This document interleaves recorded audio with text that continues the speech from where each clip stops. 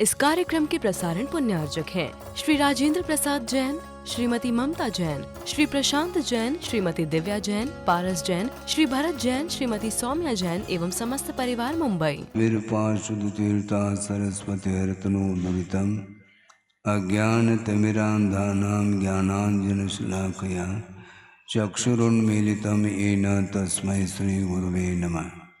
परम गुरुभ्यो नमः। परम्पराचार्य गुरुभ्यो नमः। सकलकलशविध्वंसकं श्रेयसां परिवर्धकं धर्मसम्बन्धकं भव्यजीवमनप्रतिबोधकारकमिदं शास्त्रं श्री कार्तिकेयन प्रेक्षा नामधेयम।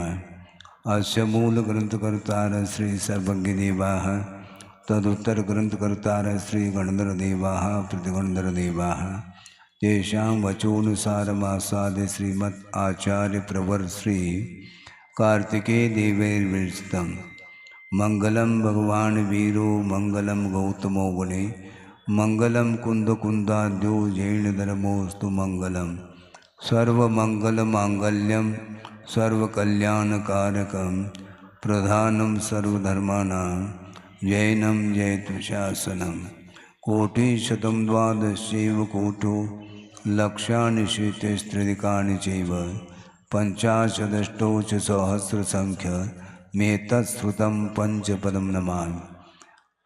अरहन्तभासयत्तं गणारदेवे गन्तियं सम्मं प्रणमामि भक्तजुत्तो सुदनानमहो वयं शिरसा इच्छामि बन्ते सुदभक्ति कांसो गोदस्सालोचे अंगो अंगपैनय पाउणय परियम सुत्त प्रमाणोग पूगय चूलिया केव सुत्तय तुदम कायम से निष्कल मंचे में पूजे में वंदा में नमम सामि दुख कौ कम कौ भूलाओ सुगै गमनम समाय मरणम जनगुण संपत्ति ऊदमध्यम। अथ पौर्वाणिक स्वाध्याय वेलायाम श्रीमद् आचार्य भक्ति कायु सर्गम करोमि।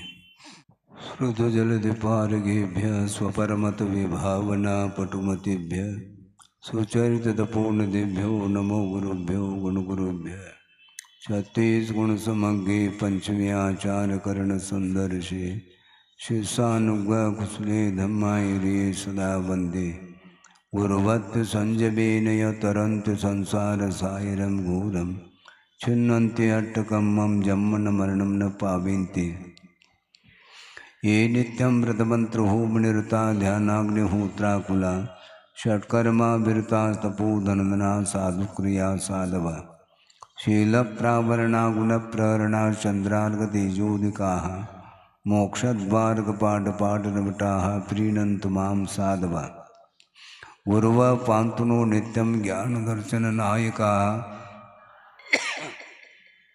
चारित्रार्णव गंभीरा मोक्षमार्गोपदेशकाः इच्छामि बन्ते आयुर्वती कावसो गोदस्सालोचे सम्मनान सम्मदंसन तमचर्जुत्तानं पंचव्याचाराणाम् आयुर्यानम् आयारादि सुमरानुपदेशानं वज्झायानं तिरयनुगुणपालरयानं सौसानं सैनिष्कलमंचे में पूजे में वंदामि नमं सामि दुःखकौ कमकौ भोगिलाओ सुगय गमनम समाय मरणम जनगुण संपत्ति होदमध्यम।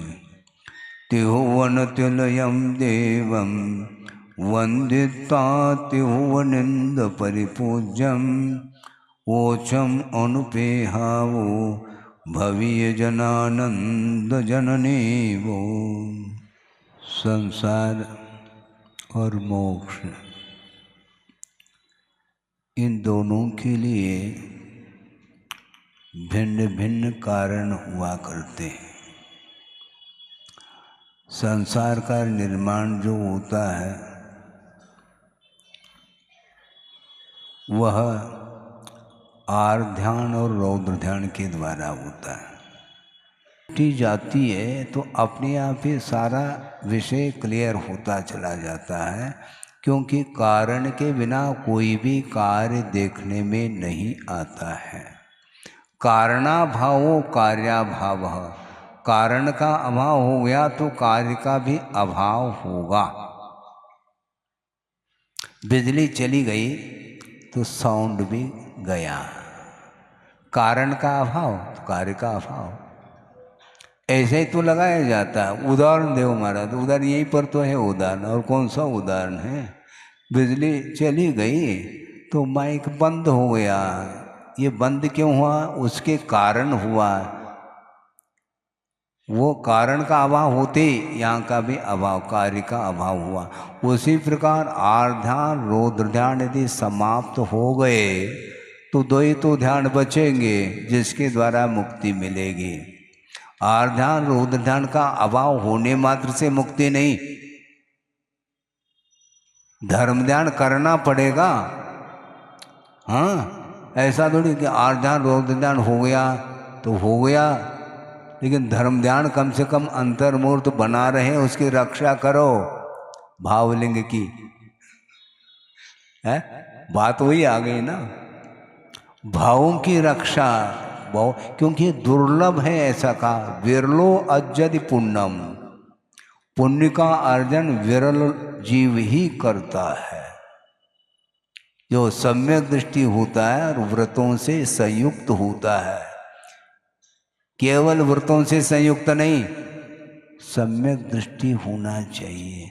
सम्यक दर्शन के अभाव में व्रत भी पाले जा सकते हैं, किंतु उसके माध्यम से पुण्य का संचय नहीं हो सकता, जो साथ से पुण्य माना जाता है। बहुत कठिन है ये। व्रतों का पालन कर रहा है और वह महाव्रतों का पालन कर रहा है, कोई अनुव्रतों का पालन कर रहा है, किंतु सम्यक दर्शन रूपी लाइट बुझ जाती है तो बस वह फिर वह व्रत और वह नियम आदि आदि ओम शांति है, उसमें कुछ नहीं है, क्योंकि वह द्रव्यात्मक है। उसमें भाव जो आता है और सम्यक दर्शन के कारण आता है। सम्यक दर्शन के बिना ज्ञान और चारित्र में समीचीनता संभव नहीं है।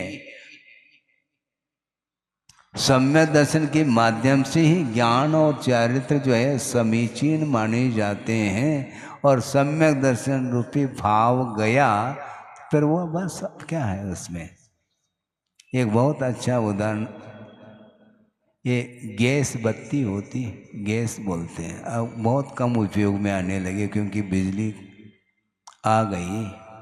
वो उसको मेंथल बोलते हैं, मेंटल क्या बोलते हैं, हाँ, वो धागे का बना हुआ रहता है, हैं? अब वो है, उसको आपने जलाया, अब जलाया है, वह प्रकाशित हो रहा है। अब मान लो उसको बंद कर दें तो वह मेंटल तो बना रहता है, वही द्रव्य है, वही द्रव्य है। उस द्रव्य की रक्षा करो, क्योंकि उसी के आश्रित वह पुनः प्रकाश मिलने वाला है। उसी प्रकार ये द्रव्य है, और सम्यक दर्शन यदि है तो ज्ञान और चारित्र भी लाइटेड होंगे, नहीं है तो वह धागा मेंटल। बहुत अच्छा उदाहरण ध्यान आ गया समय पर। ये समझ में आ रहा है कि नहीं? बिल्कुल। भाव नहीं है तो द्रव्य का मूल्य नहीं है, पक्की बात। उसका क्या है? आप नोट गिन रहे हैं, ठीक है, वो नोट कब तक? जब तक चल रहे हैं तब तक भाव है उसका। तो नोट परिवर्तित हो गए, वो ईंधन के काम में है, क्योंकि वो द्रव्य रह गया, भाव उसमें रहा नहीं। दूसरा उदाहरण आ गया, ये बहुत अच्छा उदाहरण है। हाँ ठीक है, ले लो। क्यों? ये 100 का नोट, ये 10 का नोट, ये 1000 का नोट, अब ये चलन जब तक है तब तक समाप्त हो गया तो दूसरे नोट आएंगे।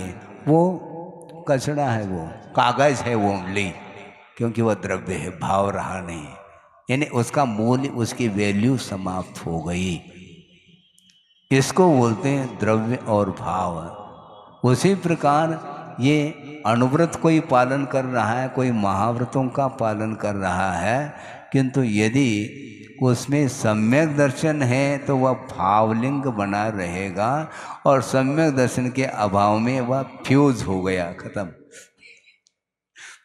अब क्या कहाँ से क्या होगा? वो द्रव्य लेकर के करोगे क्या आप? हाँ, द्रव्य के बिना, लट्टू के बिना प्रकाश नहीं, किंतु लट्टू ही प्रकाश है, गलत बात है। ऐसा लट्टू नहीं होना चाहिए।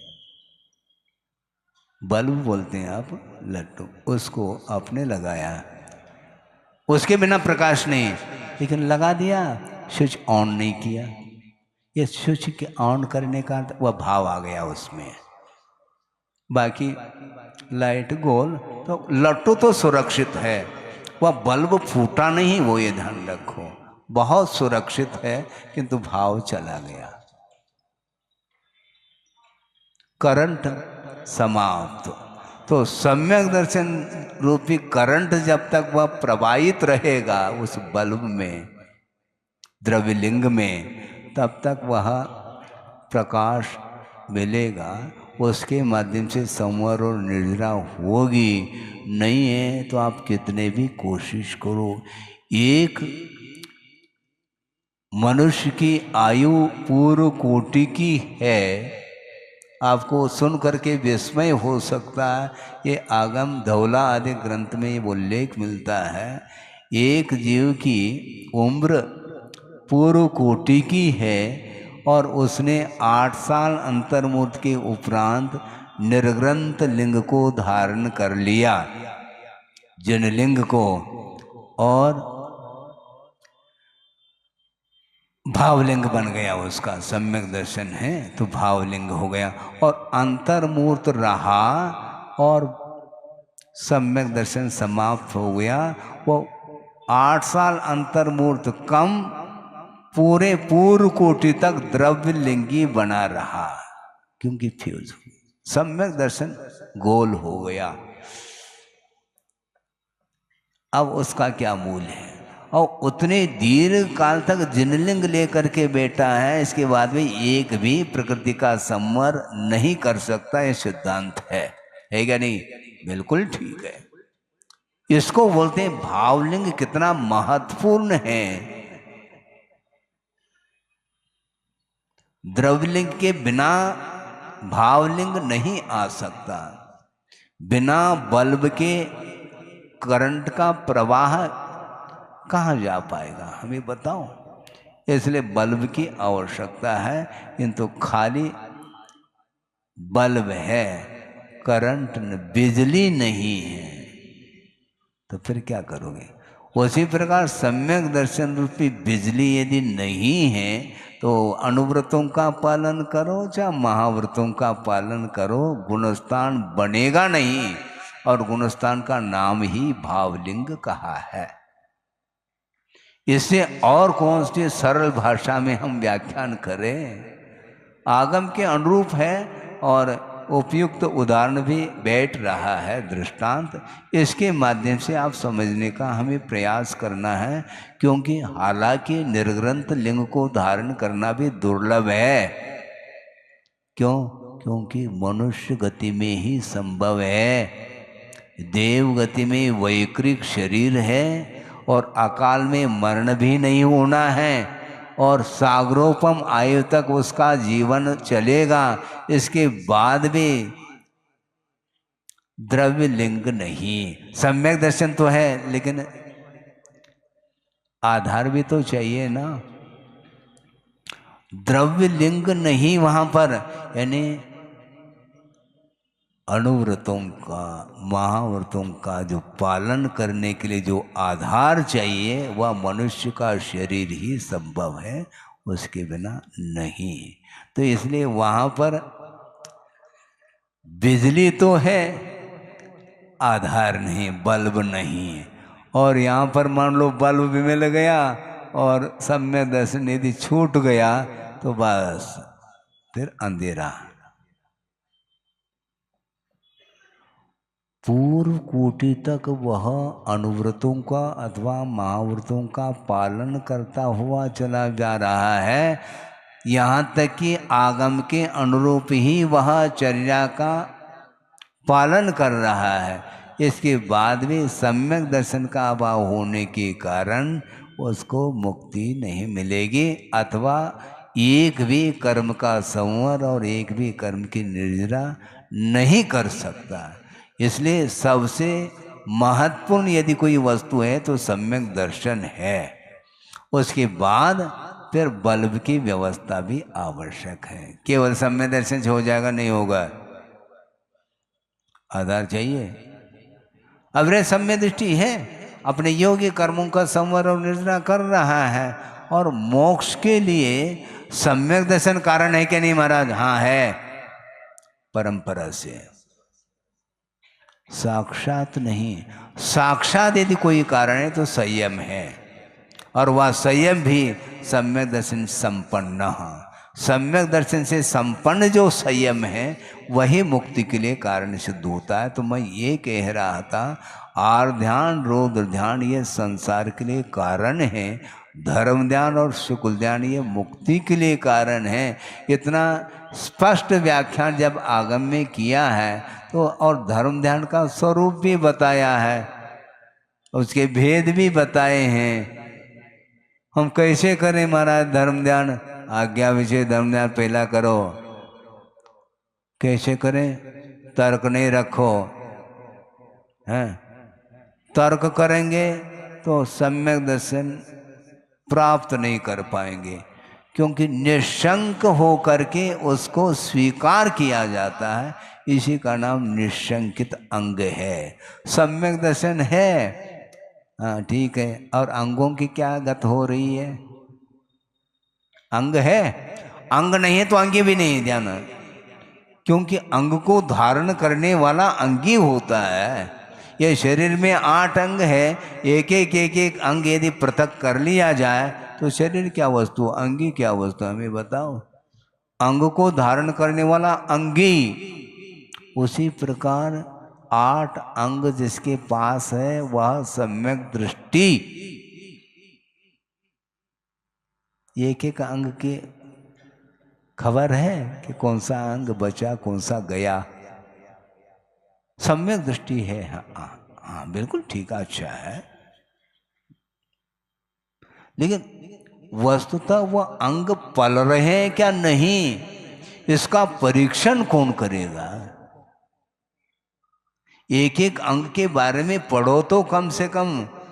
आचार्य समंतभद्र महाराज क्या कहना चाह रहे हैं श्रावकाचार्य में, रत्नकरण श्रावकाचार्य में, एक एक अंग का व्याख्यान उन्होंने किया, और उसकी टीका भी मिलती है, प्रभाचंद स्वामी की टीका, पढ़ो उसको। यदमेव कह रहे हैं, हाँ मुश्किल हो रहा। अब सोचने की बात है, श्रद्धान में कोई त्याग हो रहा है क्या?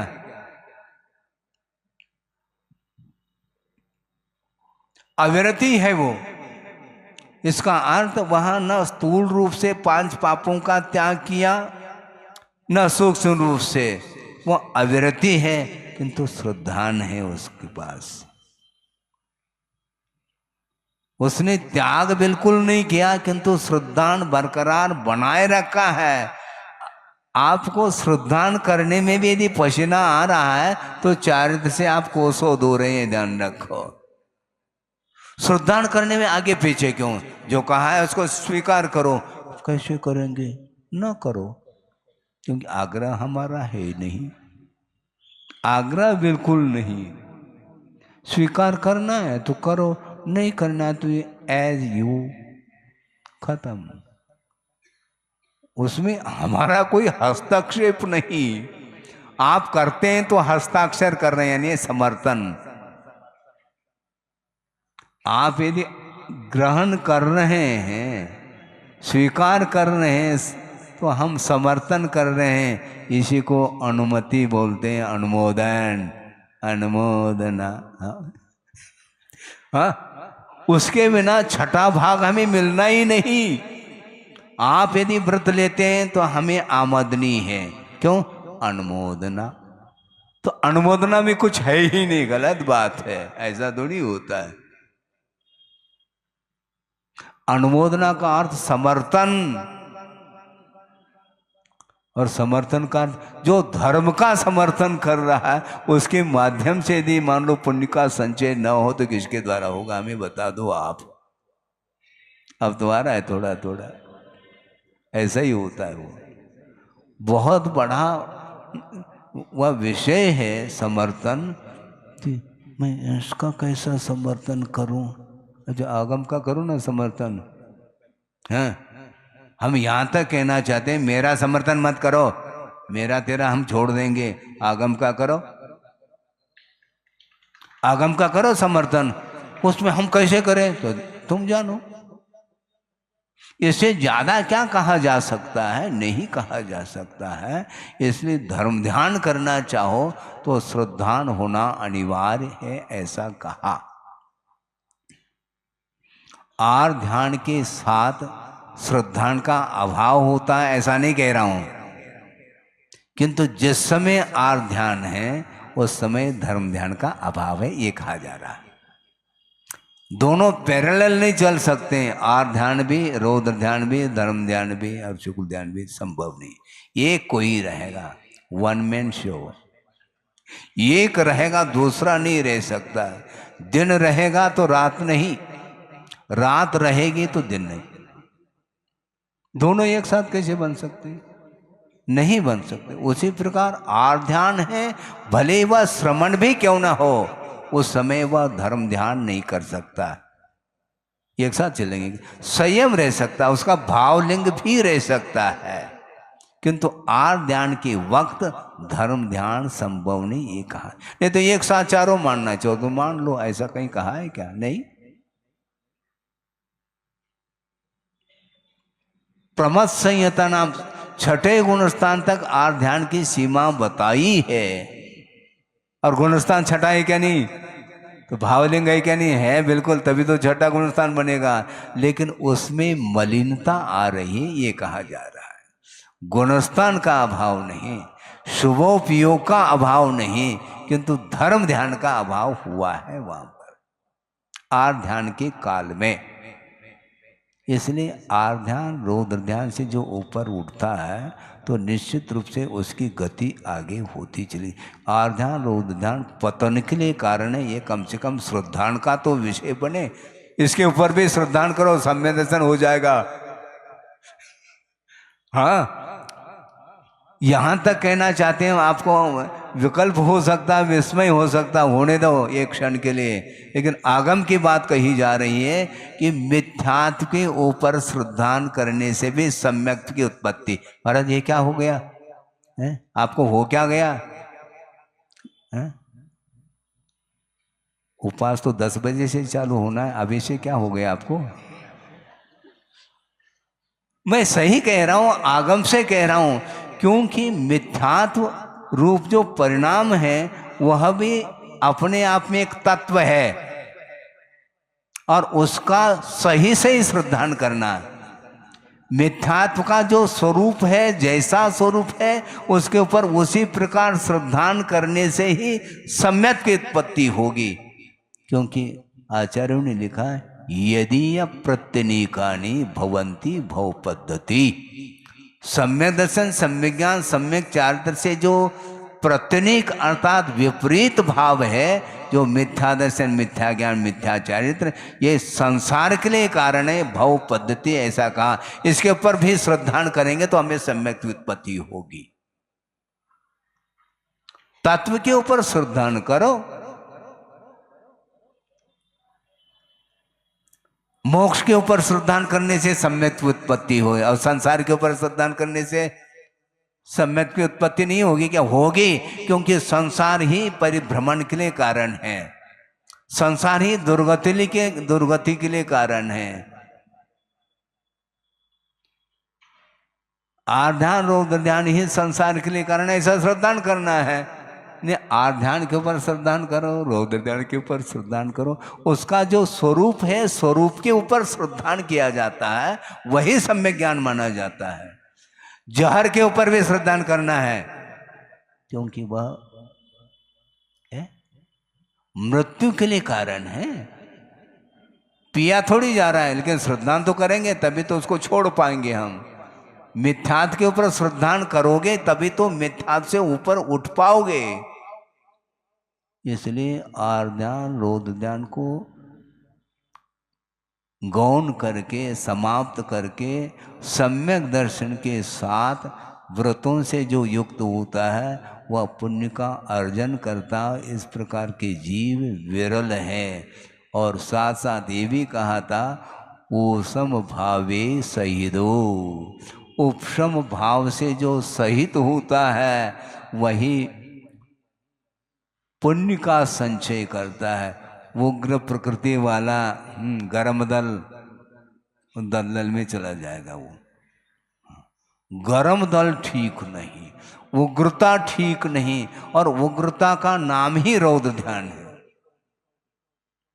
क्रूर परिणाम, क्रोध कषाय का उदय आ गया, लेकिन उसमें सौम्यता है? और उग्र हो गया, भैया उसके पास मत जाओ। क्यों? वो आपे में नहीं है, बाहर आ गया, वो समुद्घात होने जा रहा है, कषाय समुद्घात, इसलिए आपे में वो आपे में नहीं, यानी वो होश हवास नहीं, एकदम नहीं होगा। ध्यान रखो, बहुत कठिन काम है, बहुत रिस्क है ये। भावलिंग की सुरक्षा करना बहुत जोखिम है। ये बहुत अलर्ट रहता है, वह साधक रहना चाहिए, नहीं तो किसी भी पल में जैसे वैराग्य उपज सकता है तो किसी भी पल में वह विलीन हो सकता है। ये ध्यान रखो। इसलिए हम किसी की बात को सुनेंगे नहीं। यदि सुनते हैं तो आगम के अनुरूप यदि वह कुछ कहता है तो बिल्कुल अच्छे ढंग से सुन लेंगे, और आगम से हट कर के कुछ बात करना चाहता है तो हम उसके प्रति कोई उग्रता का व्यवहार नहीं करेंगे। उग्रता का व्यवहार करेंगे तो हमारा सम्यक फ्यूज हो जाएगा, समाप्त हो जाएगा। हमें अपने भावलिंग की रक्षा करना है। तो इसलिए उपशम भाव से सहित होता है। और एक और विशेषण दिया है, निंदन गरहाय संयुक्तो, अपनी निंदा और गरहा से वह संयुक्त है, वही पुण्य का संचय करता है। हैं? मेरी ये निंदा कर रहा है और प्रतिकार का भाव करेगा तो पुण्य का संचय नहीं कर पाएगा। वो ये ध्यान रखो। इसको बोलते हैं परिचय विजय। जय जय, परिचय विजय होना चाहिए तो जय जयकार होगा उसका। जय जयकार हो इस उद्देश्य को लेकर के नहीं करता तो वो परिचय जय है ही नहीं। वो कोई प्रतिकार नहीं, क्योंकि निंदा का प्रतिकार ठीक नहीं। आप कभी प्रशंसा का प्रतिकार करते हैं? वो सही कहते नहीं, ऐसा मत कहो। लेकिन कोई ना कहे तो तकलीफ। भाव भीतर रहते, प्रशंसा का कोई प्रतिकार करने वाला कोई है क्या सभा में? हम पूछ रहे हैं, प्रशंसा का प्रतिकार यदि कर लोगे तो फिर कहना ही क्या है? ओम शांति। प्रशंसा का प्रतिकार करो, निंदा का प्रतिकार नहीं। कोई निंदा कर रहा है, वेलकम। कोई निंदा, अपनी निंदा और अपनी गरहा से जो संयुक्त होता है वही पुण्य का संचय करता है। साथ से पुण्य का, आप यदि प्रशंसा चाहो तो साथ से पुण्य ओम शांति को प्राप्त होगा। हाँ, अच्छे क्वालिटी का पुण्य का भी संचय होना चाहिए, और साथ साथ एक घूंट जो है प्रशंसा का भी मिलना चाहिए। ये गलत, ये नहीं। अपनी निंदा और अपनी गरहा, दूसरे की प्रशंसा। निंदामि गरहामि अपानम न परम। अपनी निंदा अपनी गर्ना करने वाला ही वह विरल ही होते हैं, इसलिए कहा विरलम अजद पुण्यम। इस प्रकार गाथा का जो भाव है बहुत ही एक एक पद जो है ना ये क्लियर होते चले जा रहे हैं। विरलह इन्हें विरल ही जीव अजद पुण्यम पुण्य का अर्जन करता है। कौन है वो?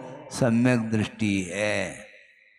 किससे युक्त है? वही संयुक्त व्रत से युक्त, यानी वह अनुव्रति अथवा महाव्रत से संयुक्त है और उपशम भाव से सहित है और निंदा और गर्रा से संयुक्त है।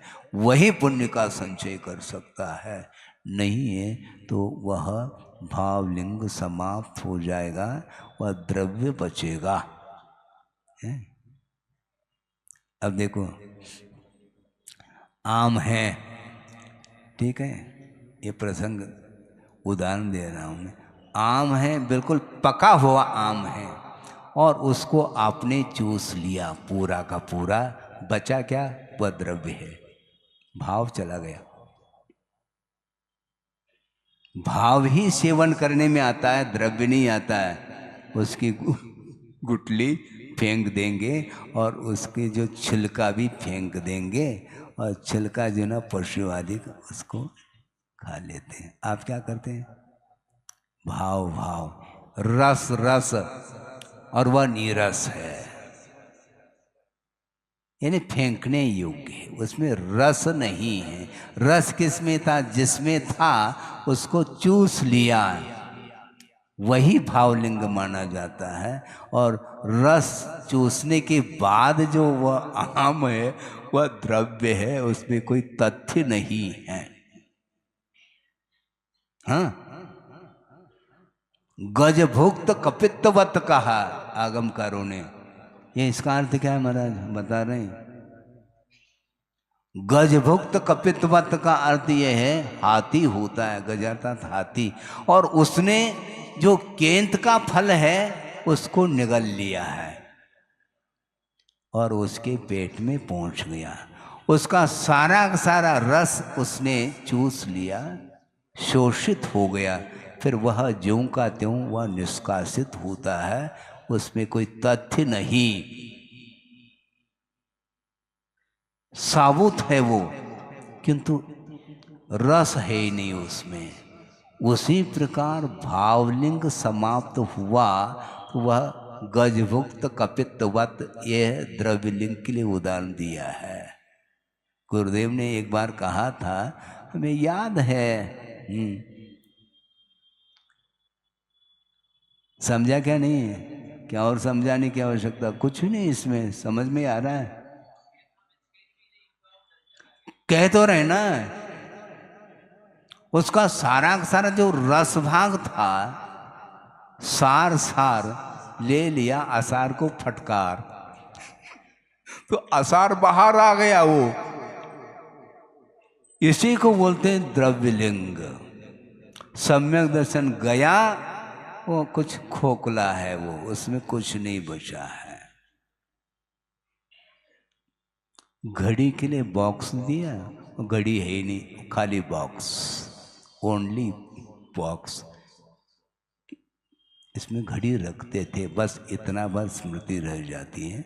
उस बॉक्स से काम थोड़ी चलने वाला है। उससे क्या टाइम देखने में आएगा क्या? बॉक्स के द्वारा टाइम, बॉक्स को बांध लो, टाइम देखोगे तो द्रव्यलिंग से क्या होना है ऐसे ही होता है। इसलिए अपनी निंदा अपनी प्रशंसा करने में, अपनी निंदा और अपनी गर्हा करने में जो लगा है वही पाप से बच सकता है और प्योर पुण्य का संचय करता है। इसलिए श्रवण को कोई विकल्प, हाँ, इसी को संयम बोलते हैं। सुनने में भी आ जाए तो शब्द है, केवल शब्द है, ज्ञान तो है नहीं इसमें, केवल शब्द है, ज्ञान तो है नहीं इसमें, तो इससे क्या होने वाला? ये जड़ है, कहेंगे नहीं वो, केवल जानेंगे, कहना कुछ भी नहीं, हमें जानते चले जाओ। केवल जानो, जान नहीं लेना किसी का। केवल जानना है, जान लेना नहीं। क्या? केवल जानना है, जान लेंगे तो फिर हिंसा होगी, जान चली जाएगी उसकी। हमें जान नहीं लेना, जान लेना है। किसी का जान नहीं लेना, किंतु जान लेना अर्थात ज्ञान करना है। तालियां बज गई। इसमें क्या हो रहा है? दो दो अर्थ निकल रहे हैं, इसलिए आपको वह विषय ग्राह्य होता चला जा रहा है। तो इसीलिए, और निंदा किसको कहते हैं? टीकाकार कह रहे हैं आत्मकृत दुष्कर्मणः स्वयं प्रकाशनम। आत्मा के द्वारा किए गए जो पाप कर्म हैं, यानी पाप कृत्य है, दुष्कृत्य है, उसको स्वयं प्रकाशित करना ये निंदा है। दूसरे के दोष को प्रकाशित नहीं करना, उसका तो उपगोपन करो। और अपनी जो दुष्कृत्य है, अपनी जो दुष्प्रवृत्ति हुई है, हमारे अंदर जो दोष उत्पन्न हुए हैं, उसको प्रकाशित करने का नाम, व्यक्त करने का नाम ये निंदा। और गरहा किसको बोलते हैं? साक्षी, गुरु साक्षिक आत्मदोष प्रकाशनम। अपने दोषों को व्यक्त करता हुआ कहाँ पर व्यक्त कर रहा है? गुरु के सामने। गुरु साक्षी पूर्वकम आत्मदोष प्रकाशनम गर्हनम, ऐसा कहा है। होता है क्या ये? बहुत कठिन है, प्रैक्टिकल। जो भाव आ रहे हैं, हम अच्छे भाव तो व्यक्त करते हैं, लेकिन जो बुरे भाव हैं उसको बिल्कुल एयर टाइट करके उसको वो लीक नहीं होने देते, उसको वह रिस नहीं सकता। गुण तो रिस रहे हैं, जल्दी प्रकाशित हो जाए, दूसरे के जानने में आ जाए, लेकिन दोष बिल्कुल जो ना सुरक्षित है, उसको बिल्कुल पूरी तरह से सुरक्षा करके रखा।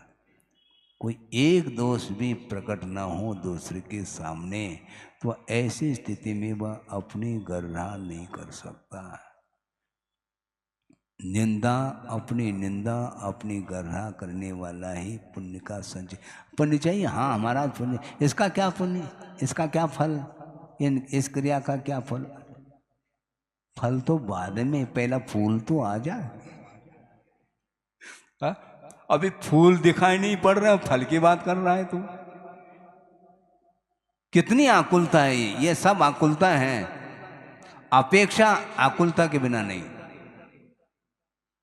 आप प्रतीक्षा क्यों कर रहे हैं? प्रतीक्षालय में बैठे, ट्रेन की प्रतीक्षा करना, ये तो फिर भी ठीक है, 5-7 मिनट बाद वो ट्रेन आ सकती है, लेकिन बीज बोया और प्रतीक्षा में बैठा है, अंकुरित कब होगा? संभव नहीं है। इसलिए बिना अपेक्षा के, क्योंकि अपेक्षा विषयों की होती है, नहीं करना चाहिए। क्योंकि आपको पुण्य के फल से क्या सरोकार है, हमें पूछना चाहिए। इसका अर्थ भोक्तृत्व बुद्धि है उसके अंदर। पुण्य के फल को क्यों चाह रहा है? हाँ, इसका अर्थ भोगना चाह रहा है। पुण्य के फल की ओर क्यों दृष्टि है? क्योंकि फल को भोगा नहीं जाएगा, हमें फल को भोगना ही नहीं है, तो उसकी प्रतीक्षा क्यों करते हो फिर? इसका अर्थ उसके कब वो फल मिलेगा और कब मैं उसको ले लूं।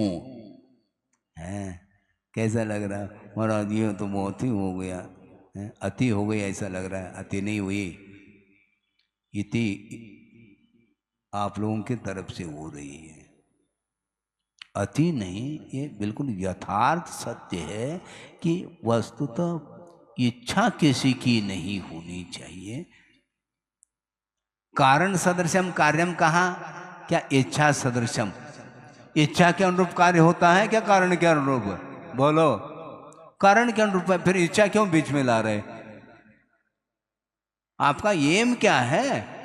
कर्म का क्षय करना, तो फिर पुनः उसका फल चाह रहे हैं। उसका फल क्या है? कर्म के क्षय का फल मुक्ति है। वह चाहने से थोड़ी होगी, टेंशन में आने से नहीं होगी। ध्यान रखो, तनाव मुक्त होकर, क्योंकि तनाव मुक्त इसलिए होता है श्रमण, क्योंकि किसी बात की उसको इच्छा ही नहीं। मोक्ष की इच्छा करने से मिल जाए तो आप इच्छा कर लो, आपको हमसे पहले मुक्ति मिलेगी, फिर आपको हमसे पहले चल जाएंगे। बहुत अच्छी बात है, इच्छा कर लो। इच्छा से नहीं, कार्य करने से मुक्ति होती है, भावों से मुक्ति होती है। और भावों के निर्मल सरिता में अवगान करने आया हूं। आना जाना मिट जाए और फिर भी साध्य के बाद चले जाएंगे। और आना निषेध नहीं, एक भाव है, भक्त की भक्ति है, सिद्धांत कुछ अलग है। ध्यान रखो, सिद्धांत के भक्ति का निषेध नहीं करना, नहीं तो तुम पूजन करना ही बंद कर दोगे।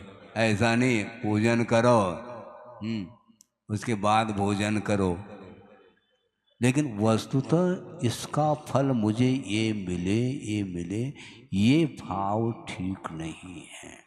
वो भक्ति के कारण कहा है, जिनगुण संपत्ति हो मध्यम, मिलने लग जाते फिर सवस्त्र में एक जिनगुण मिल जाएंगे आपके, जिनेंद्र भगवान के गुण बटोर लो तुम। हाँ, बटोर लो, फल मिल जाए? नहीं मिल सकता। अपने भावों का ही फल मिलता है, दूसरे के भावों का नहीं, और चाहने से नहीं मिलता। क्योंकि इधर तो शुक्ल निष्ठा के लिए उदाहरण ये दिया जा रहा है, जब डाल से पक करके जब फल गिरता है तब वह ग्रहण करता है। गिरे गिरे गिरे ऐसा यदि मान लो भाव रखेगा तो कृष्ण लीला में पहुंच जाएगा। वो आकुलता है और नहीं गिरता है, फिर पत्थर मारेगा, वो गिर नहीं रहा, क्योंकि शुक्ल लीला से परिवर्तन आ गया। और अति आसक्ति आ गई, वह कुल्हाड़ी लेकर के वह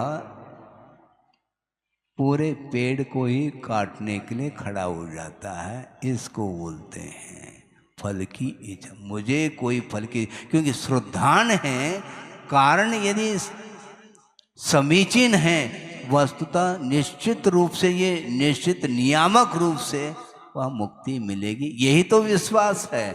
और विश्वास में फिर अपेक्षा क्यों रखते हो? विश्वास रखने वाला कभी अपेक्षा नहीं रख सकता है, लिख के रखो। विश्वास काय का फिर? युद्धमेव कहते चले जा रहे हैं और फिर अपेक्षा भी रख रहे हैं, क्या बात है? इसका अर्थ डाउट है। अपेक्षा नहीं, कोई अपेक्षा नहीं, पुण्य के फल की अपेक्षा नहीं। मोक्ष फल प्राप्त है, हाँ प्राप्त है। और चढ़ा क्या रहा है वो? कमल गट्टा, काली मिर्च चढ़ा रहा है भैया। तुम लाल मिर्च चढ़ाओ, कोई भी मिर्ची चढ़ाओ तुम, उससे होना कुछ नहीं। आप अपेक्षा क्या रख रहे हैं? मोक्ष फल प्राप्त, ये कहा एक व्यवहार में कहने में आ रहा है, किंतु फल जो है ना प्राप्त मुझे हो, ऐसा कहने से प्राप्त नहीं होता, किंतु उसके अनुरूप यदि आप कार्य करते हैं निरपेक्ष भाव के साथ, तब साथ से पुण्य का संचय होता है। ऐसा विरल ही होता है वह सम्यक दृष्टि, जो व्रतों से युक्त होता है और उपशम भाव से सहित होता है और निंदा और गर्हा से संयुक्त होता है।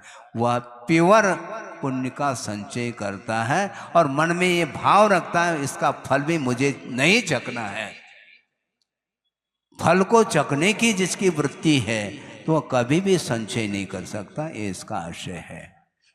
बोधि समाधि परिणाम शुद्धि स्वात्म उपलब्धि शिव शोक सिद्धि चिंतामणिम चिंतित वस्तुदाने त्वां वंदमानस्य ममास्तु देवी। परम पूजाचार्य गुरुवर श्री विद्यासागर जी महाराज की इस कार्यक्रम के प्रसारण पुण्यार्चक थे श्री राजेंद्र प्रसाद जैन, श्रीमती ममता जैन, श्री प्रशांत जैन, श्रीमती दिव्या जैन, पारस जैन, श्री भरत जैन, श्रीमती सौम्या जैन एवं समस्त परिवार मुंबई।